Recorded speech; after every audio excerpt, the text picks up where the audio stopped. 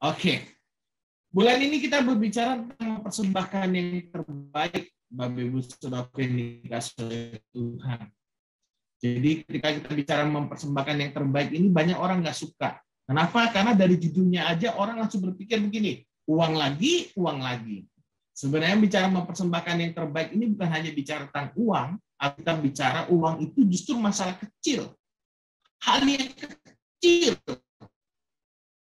yang dipercayakan kepada kita. Mempersembahkan yang terbaik ini berbicara jauh lebih besar daripada bicara hanya sekedar tentang uang. Ketika kita berbicara tentang mempersembahkan yang terbaik, Bapak Ibu Saudara yang dikasihi oleh Tuhan, kita bisa melihat bahwa diterima oleh Tuhan. Kalau kita lihat dalam perjanjian lama, Habel mempersembahkan yang lebih baik daripada apa yang dipersembahkan oleh Kain, Bapak Ibu. Nanti kita akan pelajari kenapa persembahan Habel lebih baik daripada Kain. Kemudian kita juga bisa melihat Ananias dan Safira, hasil jual tanah mereka dibawa di hadapan Rasul, Bapak Ibu Saudara yang dikasihi oleh Tuhan, tapi justru mereka malah mati. Kenapa? Karena mereka mendustai Roh Kudus. Hati mereka dikuasai oleh iblis. Nanti saudara bisa baca Kisah Rasul pasal 5. Kelihatannya dia datang untuk membawa persembahan hasil penjualan tanahnya, tapi itu tidak berkenan di hadapan Tuhan. Kenapa? Karena Ananias dan Safira berbohong. Jadi kita bisa melihat bahwa motivasi hati, dasar kita memberikan persembahan, itu sangat memegang peranan yang penting dalam kita mempersembahkan segala sesuatu. Nah, Bapak Ibu Saudara yang dikasihi oleh Tuhan, jadi yang menjadi pertanyaannya, kenapa hal ini bisa terjadi? Jadi bagaimana seharusnya kita mempersembahkan yang terbaik kepada Tuhan?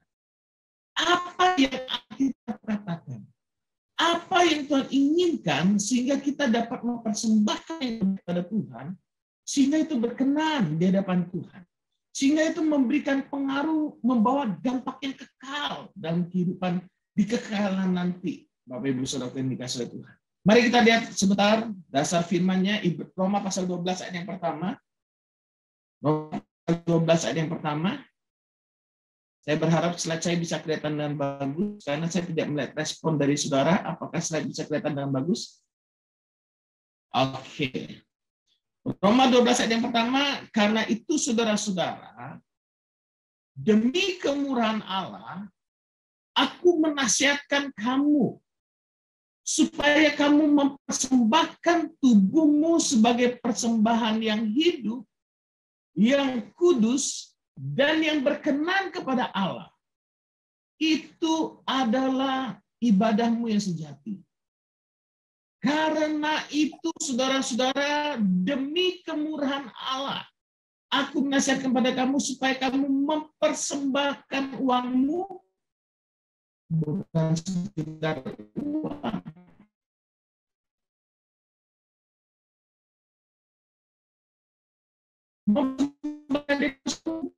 Kamu mempersembahkan tubuhmu sebagai persembahanmu yang sejati. Yang menarik di sini dari ayat ini, kita melihat kata karena itu. Karena apa ini? Nah, kita lihat ayat sebelumnya di Roma pasal 11 ayat 30. Sebab segala sesuatu adalah dari Dia. Jadi karena segala sesuatu adalah dari Dia dan oleh Dia, kepada Dia, bagi Dialah kemuliaan sampai selama-lamanya. Jadi karena segala sesuatu dari Dia, oleh Dia, dan kepada Dia, bagi Dialah kemuliaan sampai selama-lamanya. Karena sumbernya Tuhan, ya oleh Dia, bagi Dia, kemuliaan untuk Dia, kita diajarkan untuk mempersembahkan tubuh kita sebagai persembahan yang hidup, yang kudus, dan berkenan pada Allah. Persembahan hidup kita ini, persembahan tubuh kita ini bukan mempergunakan hidup kita atau tubuh kita untuk berbuat dosa, saudara. Nah, Bapak Ibu Saudara yang dikasih oleh Tuhan, seringkali ketika kita mempersembahkan sesuatu, kita perlu yang namanya keselarasan antara roh, jiwa, dan tubuh. Saya nggak tahu saudara mengalami pergumulan ini enggak. Kalau dalam hidup saya, cukup sering saya mengalami pergumulan ini. Antara keinginan roh, keinginan jiwa, dan keinginan tubuh, kadang terjadi pertempuran di dalam batin. Terjadi pergumulan, Bapak Ibu Saudara yang dikasih oleh Tuhan. Dimulai dari roh. Waktu saudara berdoa, saudara berhubungan dan Roh Kudus, tiba-tiba saudara dapat rema. Oh, aku mau mempersembahkan ini. Roh Kudus gerakan, persembahkan ini. Persembahkan tabunganmu, persembahkan sebagian uangmu, persembahkan motormu, dan sebagainya. Lalu ketika saudara dapat, waktu saudara berdoa, oke Tuhan, aku mau taat. Selesai berdoa, amin, saudara buka mata. Apa yang terjadi? Pikiran kita mulai jalan. Kalau saya kasih motor saya, nanti saya kemana-mana naik apa? Kalau saya kasih tabungan saya, ini kan hasil kerja keras saya selama bertahun-tahun. Masa Tuhan nggak ngerti sih? Di sini mulai terjadi perbantahan antara keinginan roh dan keinginan jiwa, pikiran. Lalu mulai mempengaruhi perasaan. Ah, enggak lah, saya nggak kasih juga nggak apa-apa. Kan ada orang lain yang Tuhan bisa pakai untuk menyelesaikan rencananya dan sebagainya.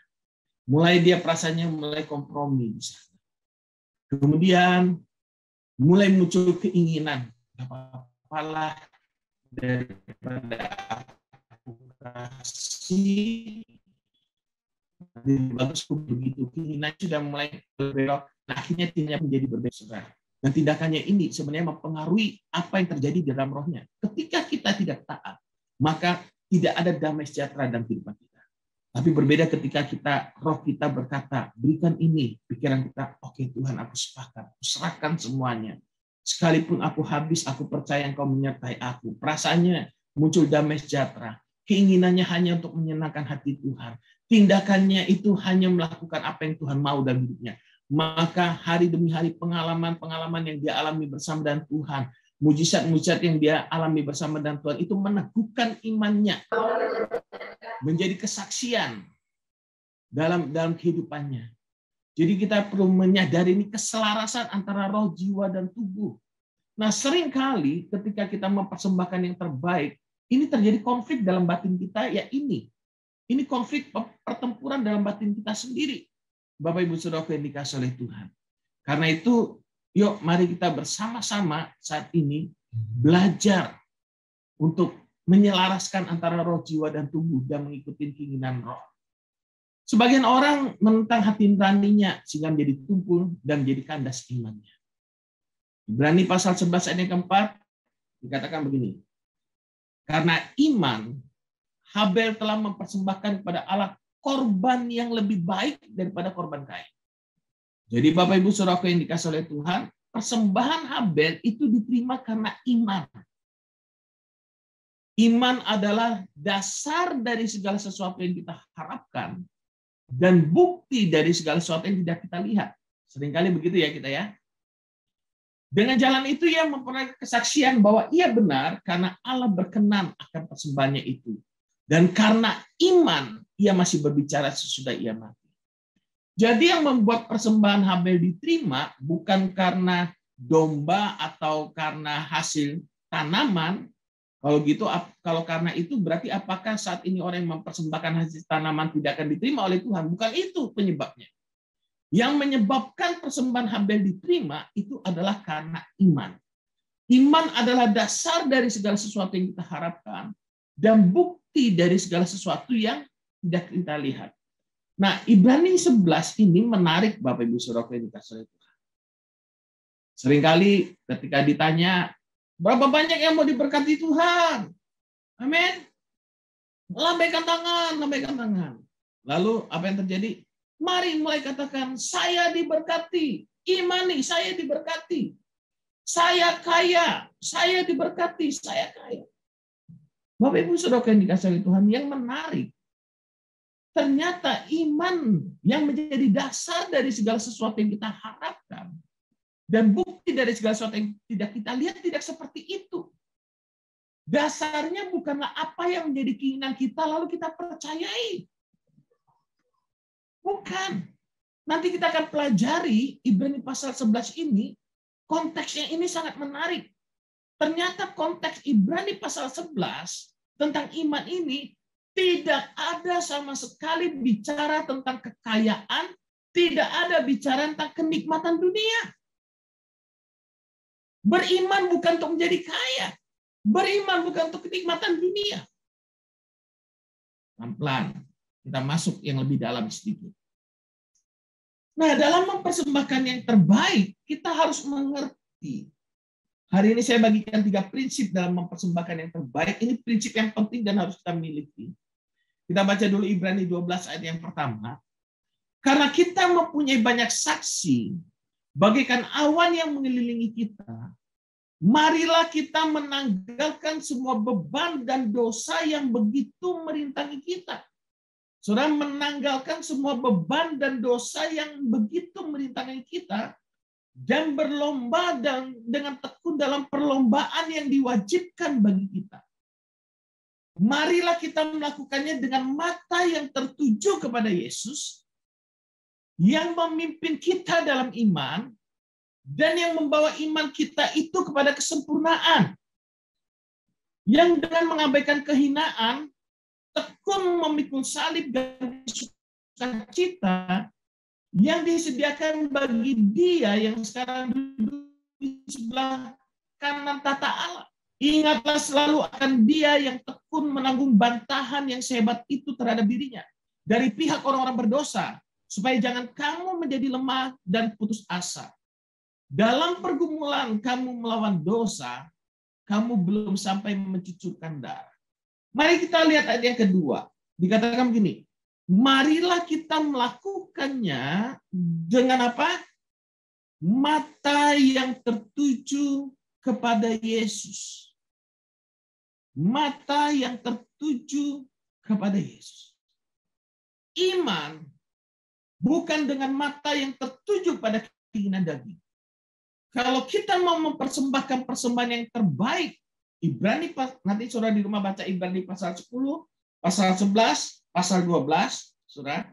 Ibrani pasal 11 bicara tentang iman adalah dasar dari segala sesuatu yang kita harapkan dan bukti dari segala sesuatu yang tidak kita lihat, saudara. Itu Ibrani pasal 11.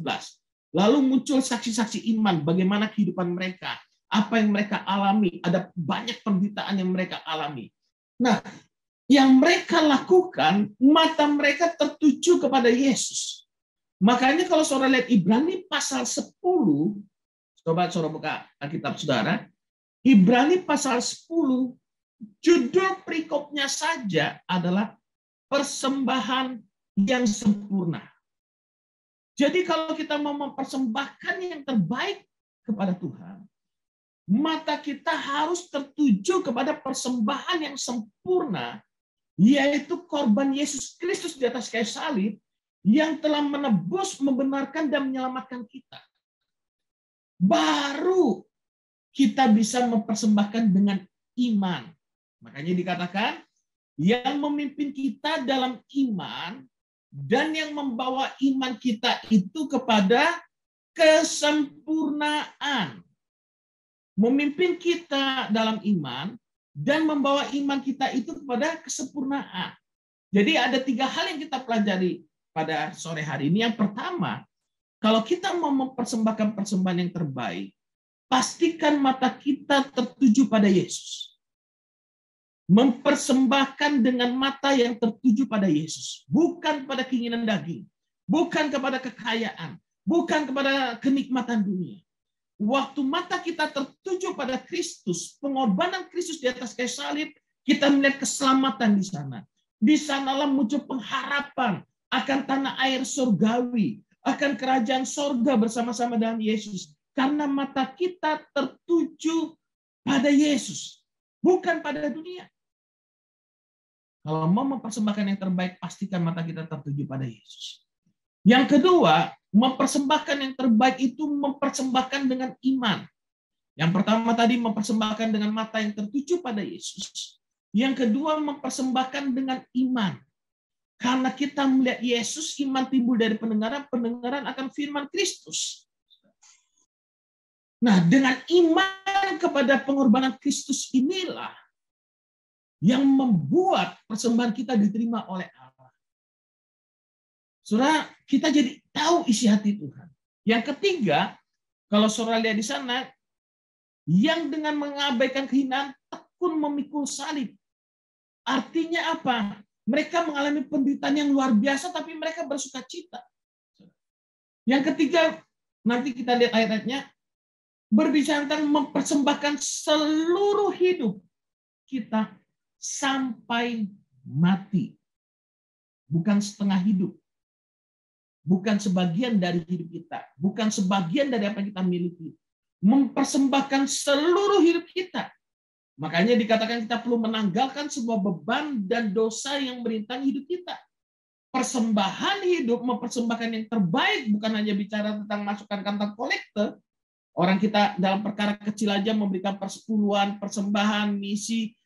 Kadang saja kita lupa, kadang kita begitu banyak argumen dan alasan untuk tidak melakukannya, apalagi untuk mempersembahkan seluruh hidup. Mari hari ini kita belajar untuk mempersembahkan seluruh hidup kita kepada Tuhan dengan dasar yang benar, yaitu pengorbanan Kristus, karena kita telah menerima yang terbaik, karena kita percaya bahwa Yesus sudah menyelamatkan kita dan ada tanah air surgawi yang menantikan kita, ada pengharapan kekal bersama dengan Dia. Waktu kita mempersembahkan segala sesuatu hidup kita kepada Dia, ada pengharapan akan upah yang Dia berikan dalam kehidupan kita. Dan dikatakan tekun memikul salib, mempersembahkan seluruh hidup. Nah, kita lihat pelan-pelan Ibrani pasal 11 ini, apa sih yang mereka lihat? Bagaimana iman mereka dan bagaimana mereka mempersembahkan seluruh hidup mereka kepada Tuhan. Yang pertama, tadi mempersembahkan yang terbaik itu berarti mempersembahkan dengan mata yang tertuju pada Yesus. Sekali lagi, bukan pada bicara keinginan daging, bukan pada kekayaan, kenikmatan dunia. Mata yang tertuju pada persembahan yang sempurna oleh Yesus Kristus. Karena Kristuslah kita mempersembahkan yang terbaik. Itu menjadi dasarnya. Bapak Ibu Saudara yang dikasihi oleh Tuhan.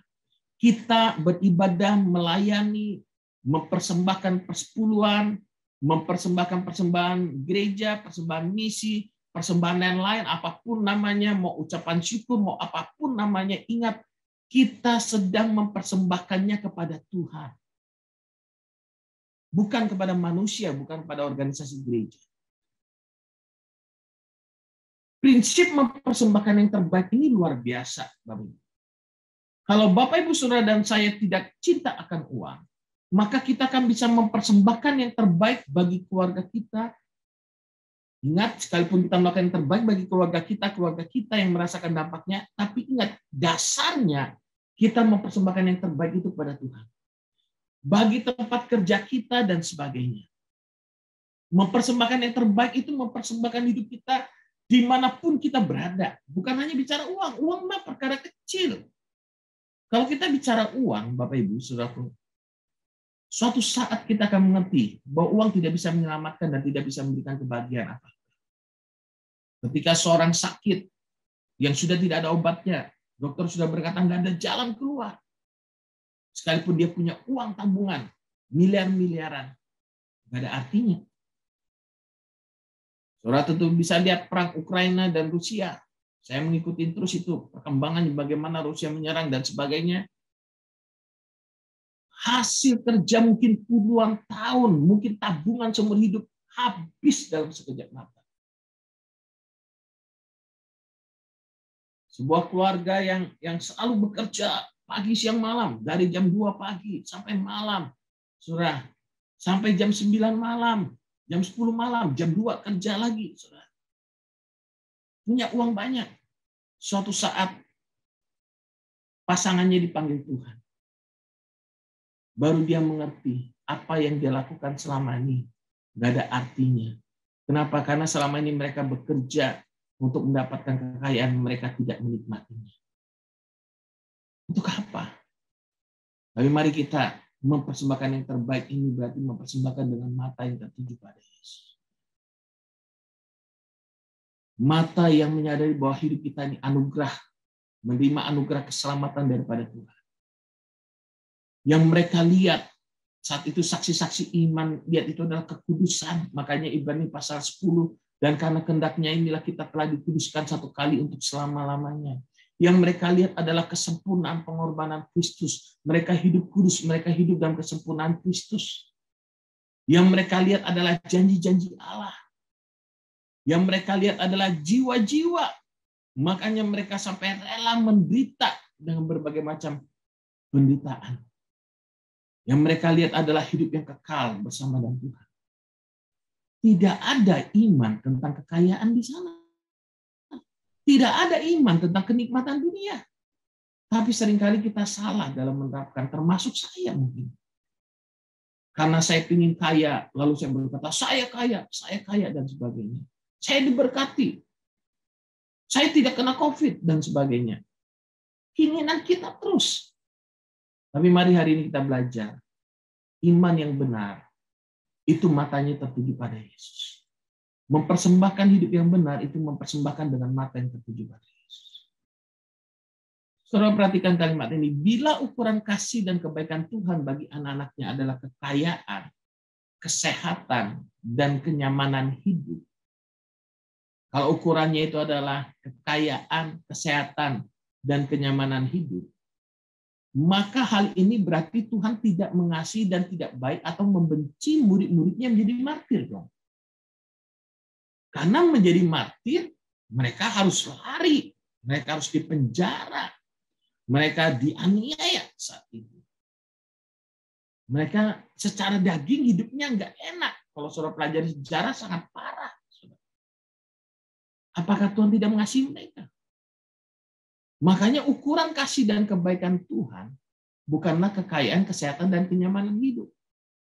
Kekayaan, kesehatan, dan kenyamanan hidup bisa berubah-ubah. Kalau itu yang menjadi dasar iman kita, maka iman kita akan berubah-berubah, naik turun. Oh, dapat berkat, oh beriman. Ketika masalah datang, Tuhan kau ada di mana? Kenapa ini terjadi? Kenapa doaku tidak dijawab? Dan sebagainya. Itu kalau iman kita dasarnya pada kekayaan, kesehatan, dan kenyamanan hidup.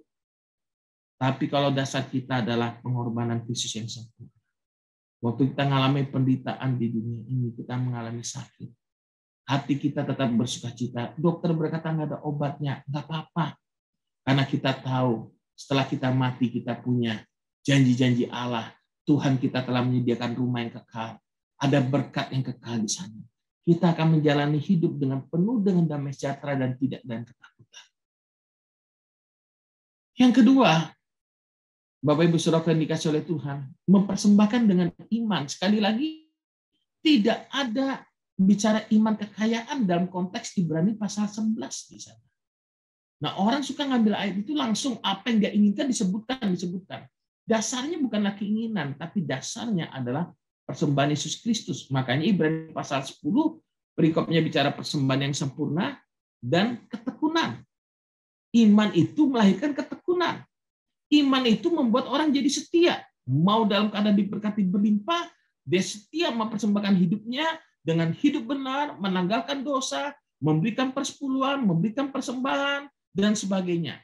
Dia sadar mempersembahkan hidupnya sekalipun dia kadang berlimpah-limpah, dia tetap melayani Tuhan, melayani jiwa-jiwa, masuk ke pelosok-pelosok, masuk ke pedalaman yang dia lihat orang lain adalah jiwa-jiwa.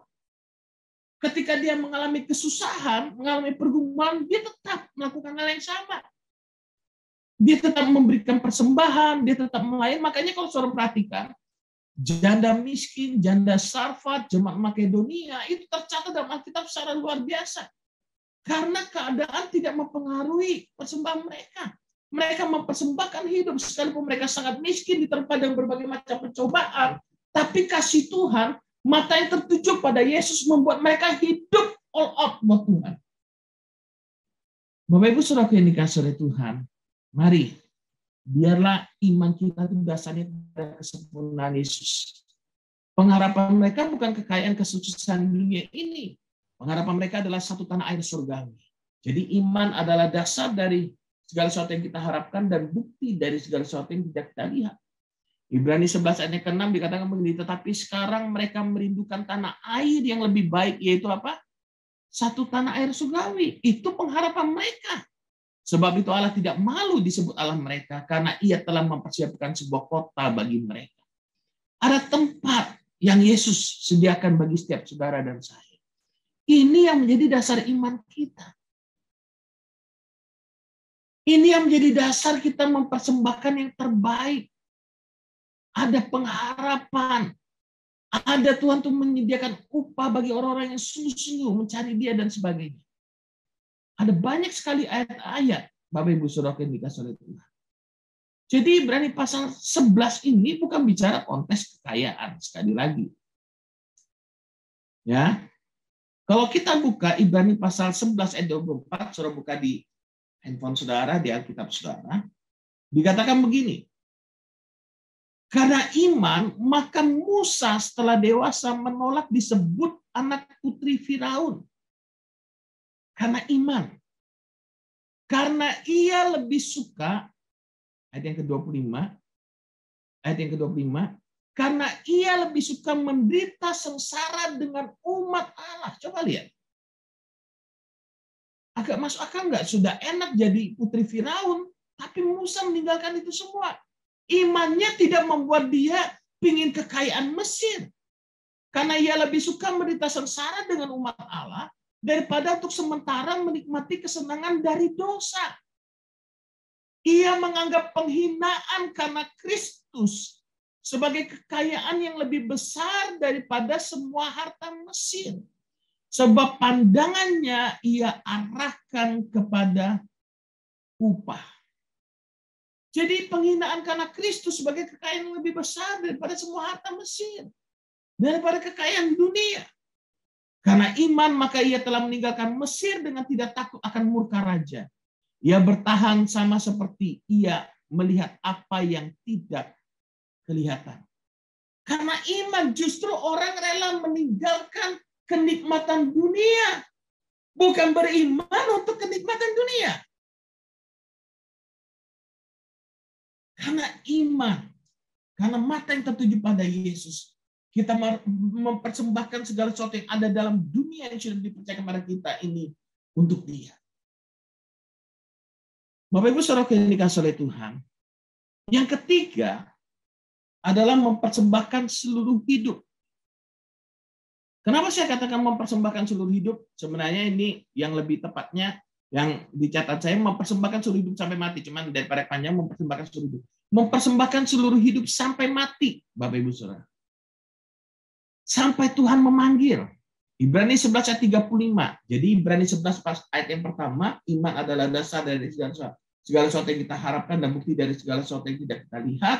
Saudara Habel mempersembahkan karena iman, mempersembahkan persembahan yang lebih baik. Abraham meninggalkan keluarganya untuk menuju tanah perjanjian. Musa meninggalkan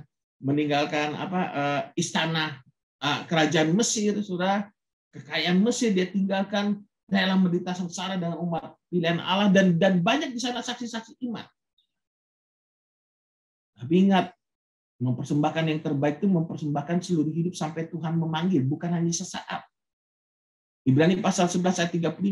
Ibu-ibu telah menerima kembali orang-orang yang telah mati sebab dibangkitkan. Tetapi orang-orang lain dikatakan apa? Membiarkan dirinya disiksa dan tidak mau menerima pembebasan supaya mereka beroleh kebangkitan yang lebih baik. Membiarkan dirinya disiksa dan tidak mau menerima pembebasan. Ayat 36. Ada pula yang diejek dan didera. Bahkan yang dibelenggu dan dipenjarakan. Mereka dilempari, digergaji, dibunuh dengan pedang. Mereka mengembara dengan berpakaian kulit domba dan kulit kambing sambil menderita kekurangan, kesesakan, dan siksaan. Dunia ini tidak layak bagi mereka. Mereka mengembara di padang gurun, di pegunungan, dalam gua-gua dan celah-celah gunung. Saudara. Mereka dilempari, digergaji, dibunuh dengan pedang. Itu konteks iman yang ada dalam Ibrani pasal 11. Jadi mari kita sadar bahwa iman kita itu bukan kepada kekayaan dan kenikmatan dunia. Iman kita itu adalah kepada pengorbanan Kristus. Iman kita tuh kepada janji-janji Tuhan akan keselamatan kekal. Iman dasar dari segala sesuatu yang kita harapkan. Pengharapan kita itu adalah kerajaan surgawi bersama dengan Allah dalam kekekalan. Di dunia ini kita hidup dalam kerajaan Allah, tapi kita bukan berasal dari dunia ini. Makanya kita hidup bukan dengan cara dunia, kita hidup dengan cara Allah. Mempersembahkan seluruh hidup sampai mati, makanya mereka dilempari, digergaji, dan sebagainya.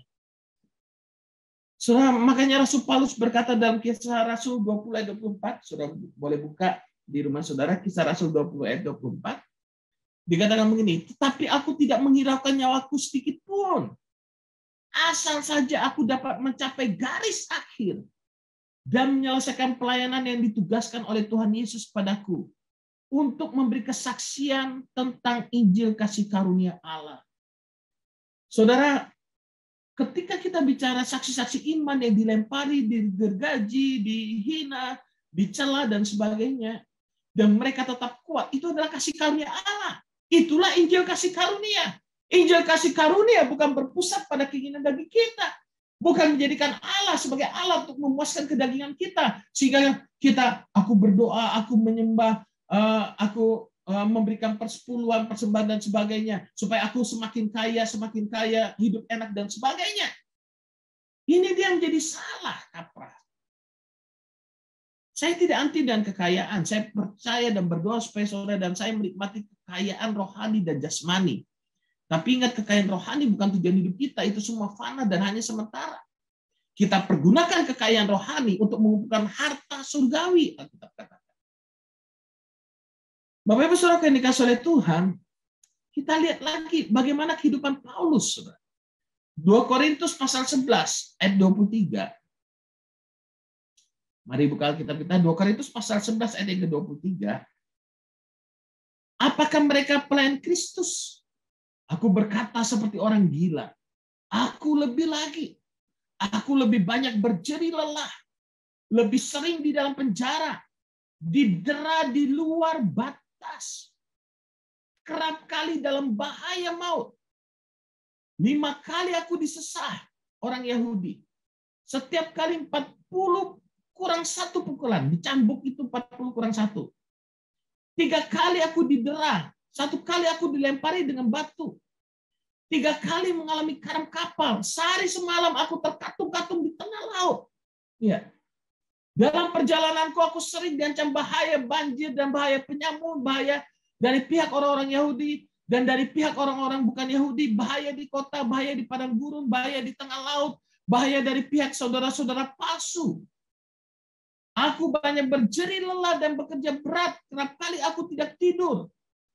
Aku lapar dan dahaga, kerap kali aku berpuasa kedinginan dan tanpa pakaian. Dan dengan tidak menyebut banyak hal lain lagi urusanku sehari-hari, yaitu untuk memelihara semua jemaat-jemaat. Dia bukan hanya mempersembahkan uang, tapi dia mempersembahkan hidupnya, kenyamanan hidupnya, untuk melayani jemaat-jemaat, untuk melayani jiwa-jiwa. Bapak Ibu Saudara yang dikasih oleh Tuhan.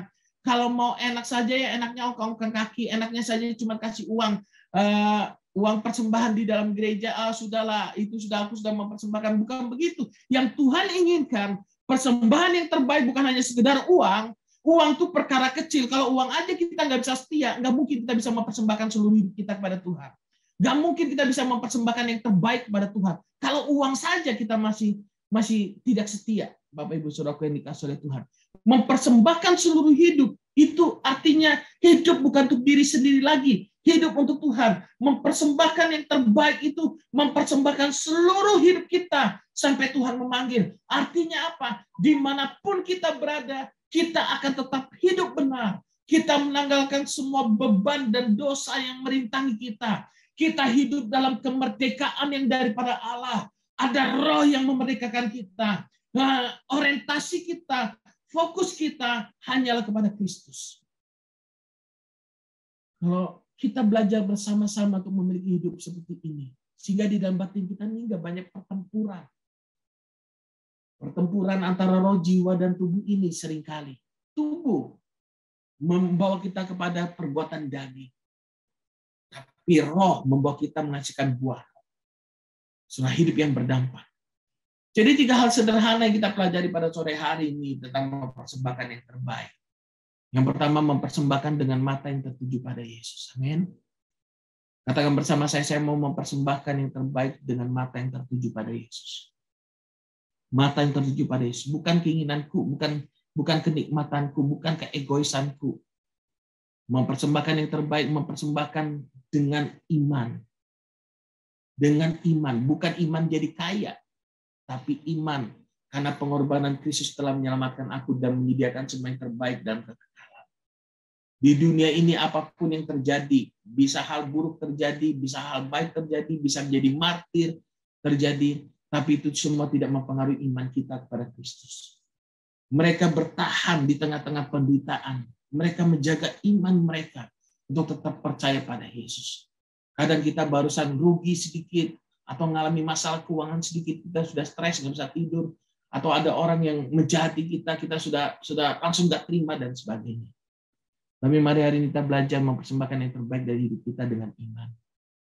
Lalu yang ketiga, mempersembahkan seluruh hidup kita sampai mati, sampai Tuhan memanggil kita. Bukan sebagian, seluruh hidup kita perlu menyadari hidup kita ini adalah penyembahan. Hidup kita ini adalah persembahan. Kita adalah korban persembahan pada Tuhan. Karena Kristus telah mempersembahkan hidupnya pada kita. Kita hidup bukan untuk diri kita lagi. Kita hidup bagi kemuliaan nama Tuhan. Namun ada satu pertanyaan yang menarik. Apa yang menjadi akar permasalahan yang seringkali menghalangi seseorang mempersembahkan yang terbaik? Saudara, ini luar biasa sekali. Waktu saya merenungkan ini, apa sih yang menjadi akar permasalahannya? Kalau saudara lihat gambarnya, ya orangnya pegang apa itu? Pegang uang. Dan Alkitab sudah memberikan kita jawaban apa seringkali yang menjadi akar permasalahan. Sehingga kita tidak mempersembahkan yang terbaik. Akar permasalahannya di sini. 1 Timotius 6 ayat 9, tetapi mereka yang ingin kaya terjatuh dalam pencobaan, ke dalam jerat dan berbagai-bagai nafsu yang hampa, dan yang mencelakakan, yang menenggelamkan manusia ke dalam keruntuhan dan kebinasaan. Ayat yang ke-10. Apa dikatakan? Karena akar segala kejahatan ialah cinta uang. Sebab oleh memburu uanglah beberapa orang telah menyimpang dari iman. Nah, ini bukan hanya bermasalah, tapi menyimpang dari iman. Makanya orang yang cinta uang tidak akan pernah bisa mempersembahkan yang terbaik pada Tuhan. Dan menyiksa dirinya dengan berbagai-bagai duka. Waktu saya merenungkan kenapa disebut akar.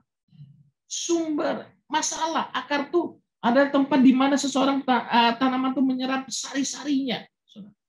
Kalau sari-sari yang diserap itu adalah cinta akan uang, maka masalah pasti muncul dalam kehidupannya. Tapi kalau sari yang diserap adalah persembahan yang terbaik, persembahan yang sempurna, yaitu korban Kristus, maka dia akan bertumbuh dan berbuah yang baik. Tapi kalau cinta uang, ini buahnya adalah kejahatan. Cinta uang, buahnya membuat orang menyimpang dari iman. Cinta uang membuat seorang itu menyiksa dirinya. Bapak Ibu Saudara yang dikasihi oleh Tuhan. Makanya kita jangan mengasihi dunia dan apa yang ada dalamnya.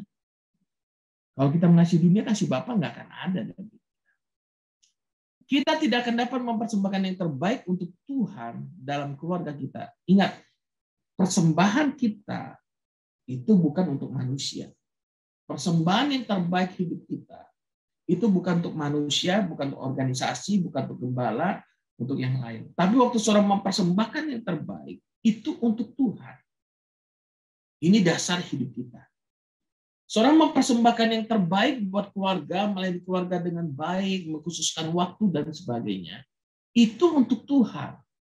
Memang yang menerima keluarga saudara.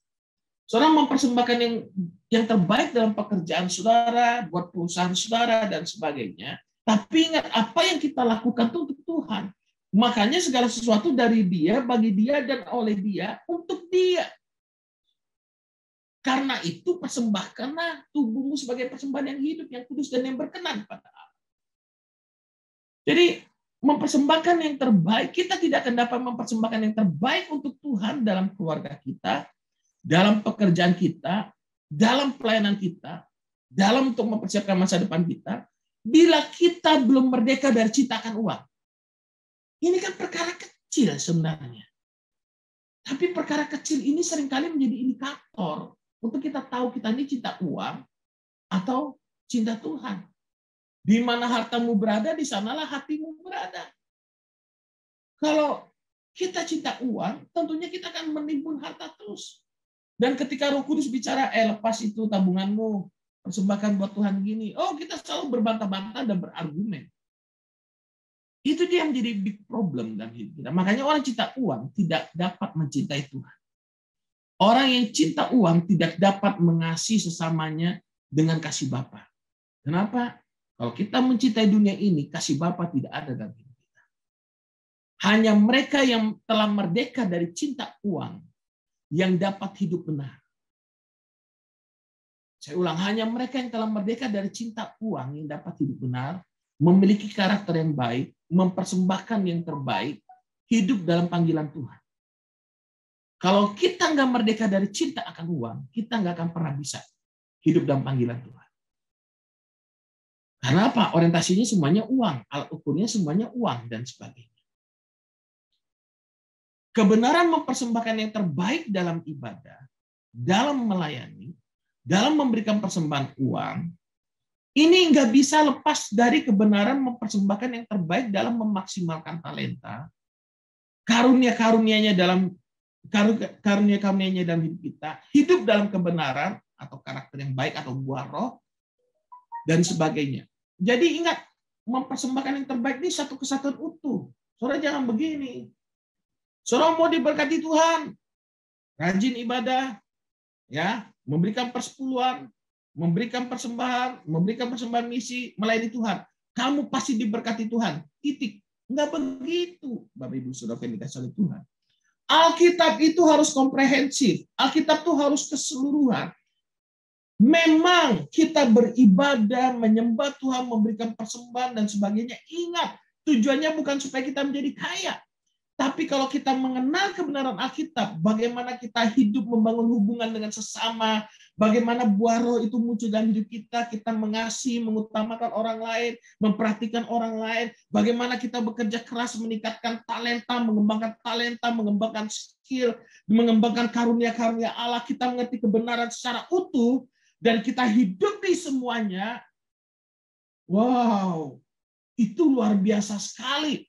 Maka tidak ada firman yang kesannya saling kontradiksi. Waktu saudara beribadah, saudara diberkati Tuhan dan sebagainya, itu nyata karena waktu saudara beribadah, saudara mendapatkan kebenaran dalam seluruh area. Waktu saudara beribadah, saudara mendapatkan kebenaran bagaimana mengasihi pasangan saudara. Sehingga kerajaan Allah datang dalam rumah tangga kita. Kita menikmati kasih karunia Tuhan, kasih yang berlimpah dalam rumah tangga kita. Kenapa? Karena kita tahu kebenaran. Bagaimana mengasihi, menerima, mengampuni, menghargai, menghormati, tunduk, taat, dan sebagainya. Tapi kalau itu nggak ada, cuma semua karena kasih karunia. Aku punya keluarga yang luar biasa, yang bahagia. Tapi malas bekerja.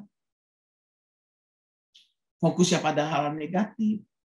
Kesalahannya istri atau suami bisung dan sebagainya. Kesalahan harus dinyatakan, betul. Kesalahan harus diperbaiki, betul.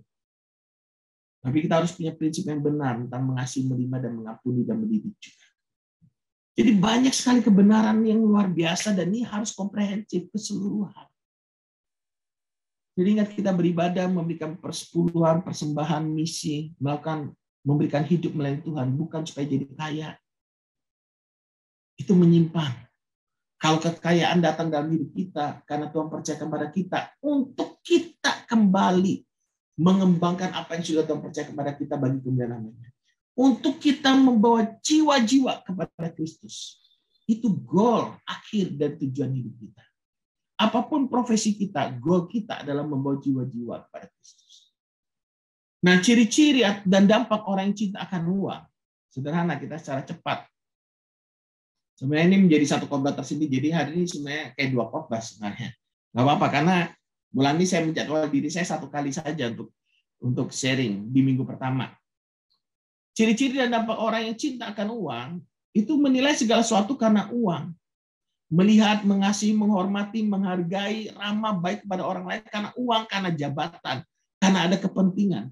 Dan sayang sekali, saudara sebagai orang kaya, misalkan saudara diberkati Tuhan secara luar biasa, ada orang-orang yang mendekat pada saudara karena uang, saudara merasa, oh hidupku berharga. Enggak, dia tidak mencintai saudara. Dia orang yang, maaf, saya pakai bahasa agak kasar sedikit.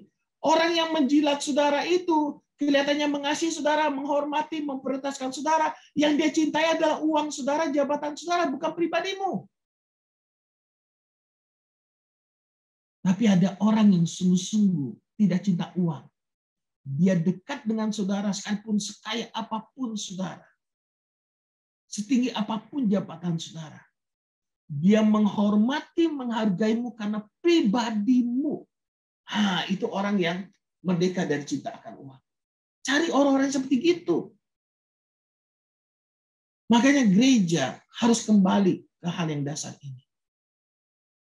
Kalau kita menilai segala sesuatu tentang uang, waduh, repot, Bapak Ibu. Nanti orang miskin yang kita lihat uang, aduh nggak ada uang, nggak mau pelayanan. Kepedalaman nggak mau, aduh ini diruli, nggak mau. Becek-becek, masa enakan di gereja gede, full AC dan sebagainya. Kemarin saya ke salah satu ruli, saya ajak Lovin kepanasan di sana, dia kipas. Aduh, dia bilang, Pak, panas sekali. Cuman dia suka, karena penuh. Gereja itu sampai keluar. Dan ada banyak juga anak-anak, dia suka anak-anak. Bapak Ibu. Saya cuma bilang, biasakan dirimu seperti ini. Lihat berapa banyak jiwa itu yang bisa dilayani. Yang kita layani itu jiwanya. Bapak Ibu, saudaraku yang dikasihi Tuhan, ini luar biasa. Ciri-ciri dan nampak orang cinta akan uang itu tidak dapat mempersembahkan yang terbaik. Mereka melakukan segala sesuatu hanya untuk uang. Saudara, bila tidak ada uang, maka tidak melakukan yang terbaik. Kalau kerja, kalau ada uang baru mau. Makanya kalau ada bos baru kerja baik. Kalau nggak ada bos, nggak kerja baik. Ayo, berhenti kita dalam area itu. Kita sudah merdeka dari cinta akan uang. Jangan lagi untuk melakukan hal seperti itu. Nah ini yang menyiksa diri tadi itu loh. Kenapa orang cinta uang itu mengalami banyak problem emosional dalam dirinya. Contohnya ya, orang yang cinta uang tuh mudah baperan, mudah tersinggung. Karena dia menghargai berdasarkan uang.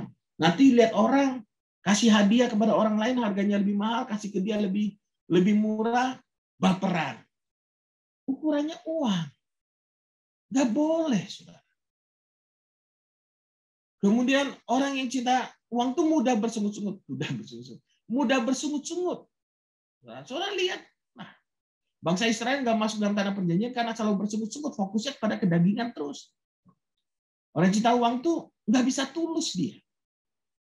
Dia melakukan segala sesuatu itu karena ada udang di balik rempeyek, gitu ya. Orang yang cinta uang tuh sukar untuk bersyukur, nggak tahu bersyukur. Susah dinasehati, ngerasa benar sendiri. Karena yang ditaruh depan matanya adalah uang, diberitahu jangan begini, jangan begini. Nggak bisa, dia merasa benar aja. Nggak ada waktu untuk ibadah. Karena kerja. Sudah setahun, 2 tahun, tetap nggak ada waktu untuk ibadah. Dinasihati, susah. Kalau nggak kerja, saya mau makan apa? Apakah dengan kerja seperti itu berarti kita meninggalkan ibadah? Tapi kalau ada proyek, misalkan sampai luar kota pun didatangin. Tapi kalau disuruh ke gereja, ayo ke gereja, beribadah, menyembah Tuhan, mengucap syukur sama Tuhan. Aduh, jauh, Pak. Ayo kita, mari sadar. Orang yang cinta uang itu mudah kecewa, mudah tersinggung. Jangan-jangan saya khotbah begini pun ada yang tersinggung. Tidak ada maksud menyindir satu orang pun. Tapi ini kebenaran yang harus dibukakan. Mudah marah, mudah sakit hati. Orang yang cinta uang tuh mudah minder. Kenapa? Karena nggak ada uang dia minder. Dulu saya minder kalau ketemu orang-orang kaya. Kenapa? Karena diajarkan kalau kamu mau dihargai orang, kamu mau dihormati orang, kamu harus kaya, kamu harus sukses dan harus berhasil, baru kamu bisa dihargai dan dihormati orang. Ketika kita belum punya uang, belum punya segala sesuatu, kita minder. Nanti kalau sudah punya uang jadi sombong.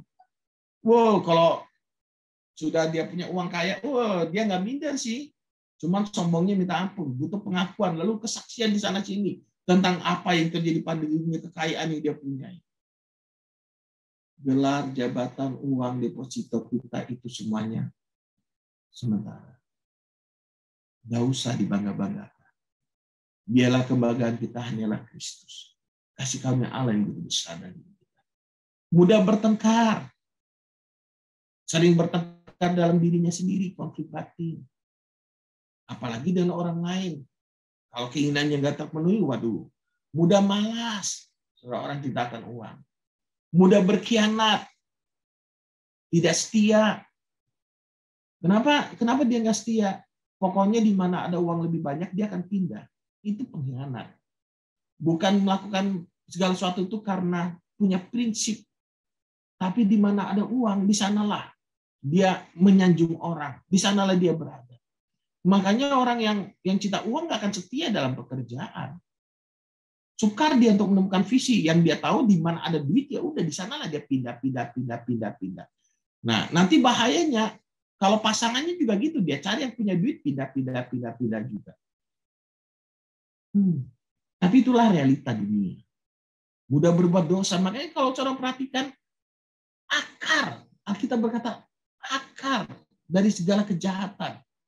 Saya jujur aja barusan merenung benar-benar arti kata akar ini iya juga ya. Ini pemicu semuanya. Problem emosional. Mudah berbuat dosa, mudah disuap, mudah disogok, karena fokusnya uang. Mudah dikuasai kekhawatiran, gampang nggak tenang. Hilang uang 100.000 aja nggak bisa tidur. Bisa sampai gitu loh. Suka tidur, muncul berbagai macam penyakit, dikuasai ketakutan, takut kekurangan, takut kehilangan, takut gagal, takut malu, egois, menghalalkan segala cara, nggak peduli dengan orang lain, karena akarnya ini cinta akan uang ini loh. Bahkan dalam meninggalkan atau mengorbankan atau menumbalkan keluarganya. Kedukun demi pesugihan, siapa yang ditumbalkan? Anaknya ditumbalkan. Ini benar-benar luar biasa gilanya. Orang yang cinta uang itu pelit, nggak suka memberi, kadang mengatasnamakan hikmat. Waduh, ini dia yang agak susah ini. Makanya saya bilang orang cinta uang itu susah untuk dinasihati. Suka mencari-cari alasan untuk tidak memberi, menyiksa diri, tidak dapat menikmati hidup ya. Percayalah nggak akan dapat menikmati hidup. Kenapa? Mau keluar liburan buat keluarga, pelit kali. Jangankan mau liburan, ke gereja aja dia korbankan demi uang. Bagaimana dia mau liburan? Ya. Tidak dapat melihat tujuan Tuhan dalam hidupnya. Tidak melayani karena mengejar uang, kerja terus. Mari Bapak Ibu Saudaraku yang kasih Tuhan, kita belajar mempersembahkan yang terbaik. Siapa mencintai uang tidak akan puas dengan uang, dan siapa mencintai kekayaan tidak akan puas dengan penghasilannya. Ini pun sia-sia. Seringkali yang membuat kita tidak cukup bukan karena penghasilan kita kurang, tapi karena gaya hidup kita berubah. Karena keinginan kita yang berubah. Penghasilan 2 juta sebulan, makan mie pinggir jalan, mie ayam 6.000, 10.000, oke. Tapi penghasilan 10 juta sebulan, nggak pernah mau makan yang pinggir jalan lagi. 1 Yohanes 2:15, janganlah kamu mengasihi dunia dan apa yang ada dalamnya. Jika orang mengasihi dunia, maka kasih Bapa tidak akan ada di dalam orang itu. Sebab semua yang ada dalam dunia ini, yaitu keinginan daging, keinginan mata, serta keangkuhan hidup, bukanlah berasal dari Bapa, melainkan dari dunia. Dan dunia ini sedang lenyap dengan keinginannya. Tetapi orang yang melakukan kehendak Allah tetap hidup selama-lamanya. Saya rindu buat setiap keluarga New Life. Kita merdeka dari cinta akan uang. Kita melayani bukan karena ada upah, bukan karena ada pengakuan, maksudnya karena ada uang, atau melihat ada orang kaya. Stop itu semua. Mari kita menghormati satu sama lain, mengasihi satu sama lain karena pribadi. Saudara, kadang kita ini lucu. Kita ingin mengharapkan yang terbaik, tapi kita nggak mau mempersembahkan yang terbaik. Saudara, kalau saya punya anak saya pasti beda dong dengan anak tetangga. Anak pasti diperlakukan lebih baik daripada anak tetangga. Mari kita mempersembahkan yang terbaik kepada Tuhan. Saya percaya setiap orang yang mempersembahkan yang terbaik akan menerima yang terbaik daripada Tuhan. Sebagai aplikasi sederhana untuk kita merenunglah. Apakah kita ini cinta uang atau tidak? Apakah kita mempersembahkan yang terbaik pada Tuhan atau tidak? Pernahkah kita memberi ketika ada yang melihat supaya orang lain tahu? Aslinya mau kasih persembahan 10 ribuan. Tapi ketika tempat persembahan yang dijalankan itu bukan yang kantong yang nggak kelihatan, tapi di piring, Bapak Ibu, dari 10.000 berubah menjadi 100.000. Kenapa? Karena malu kalau kasih 10.000. Jadi berubah jadi 100.000. Benarkah kita mempersembahkan sesuatu itu kepada Tuhan karena kasih? Atau karena kita, supaya kita dilihat oleh orang lain? Pernahkah kita merasa malu karena memberikan persembahan sedikit, bahkan tidak jadi memberi karena malu? New Life, Bapak Ibu Saudara yang dikasihi oleh Tuhan, kenapa kita memberikan persembahan? Dulu awal New Life kita pakai kantong kolektor jalan. Oh, semua memberi persembahan, oke. Tapi setelah saya putuskan, saya nggak mau ada kantong kolektor. Saya mau keluarga New Life itu dalam mempersembahkan. Persembahan kepada Tuhan itu berasal dari hati, bukan karena ada kolektor baru ingat. Kita buat kotak saja di belakang. Yang mau memberi, beri, yang enggak. Di sana kita bisa lihat bagaimana hati kita. Saudara, apa yang terjadi? Wow, persembahan menurun. Menurun. Bendahara berkata kepada saya, ada orangnya di sini. Kok, apa kita kolektor lagi aja? Karena persembahan menurun. Saya bilang, enggak, biarkan saja. Karena persembahan itu bicara tentang hati. Bapak Ibu Saudara yang dikasihi oleh Tuhan. Sebenarnya persembahan itu berbicara tentang kita mengingat pengorbanan Kristus. Dasar kita tadi itu adalah pengorbanan Kristus yang sempurna. Karena Kristus mempersembahkan hidupnya kepada kita mempersembahkannya pula kepada Tuhan. Jadi persembahan kita itu karena Kristus. Setiap saat kita beribadah mempersembahkan Kristus, atau mengingatkan kita akan persembahan Kristus itu. Dalam ibadah itu begitu, Bapak Ibu. Jadi bukan sekedar kasih uang kolektor, bukan. Tapi mari kita sadar, waktu saudara nanti memberikan persembahan, baik itu di gereja, saudara transfer GoPay atau transfer ke rekening, saudara ingat, Tuhan terima kasih buat persembahan korban Kristus. Itu yang menjadi dasar iman kita. Dan aku mengucap syukur atas semuanya. Persembahan itu mengingatkan kita dalam setiap ibadah kita akan pengorbanan Kristus. Makanya dari dulu, dari saya muda, dari saya bertobat, diajarkan untuk memberikan persembahan dalam setiap ibadah. Tapi orang yang negatif thinking, duit lagi, komsel duit, ini duit. Bukan itu, tapi menyadarkan kita akan Kristus. Jangan malu, apalagi setelah kolektor, kemudian pakai kotak, oh sekarang transfer. Waduh, tambah ketahuan lagi nih transfernya berapa. Malu, begini.